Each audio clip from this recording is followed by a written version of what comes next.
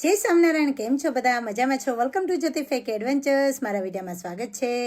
આજે છે international women's day, તો હાર્દિક શુભકામના. ને આજે એક ફોરમ સંભળાવવા જઈ રહી છું, ચાલો સાંભળીએ. સ્ત્રી શક્તિ. સ્ત્રી શક્તિ એટલે કે સંઘર્ષનો દરિયો. સ્ત્રી શક્તિ એટલે કે સહન શક્તિનું પ્રતીક. સ્ત્રી એટલે કે વાલનો દરિયો.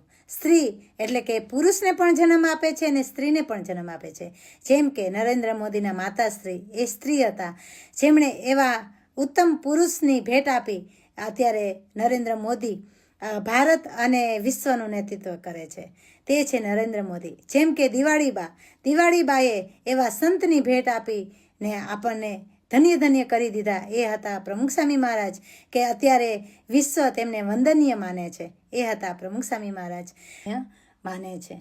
જેમ કે ઝાંસીની રાણી, તેના માતા પણ એક સ્ત્રી હતા. એમણે એવી વીરાંગનાને જન્મ આપી કે આપણને શક્તિનું પ્રમાણની ભેટ આપી દીધી. આજે ઇન્ટરનેશનલ વુમન્સ ડે નિમિત્તે તમને બધાને હાર્દિક શુભકામના. જય સ્વામિનારાયણ.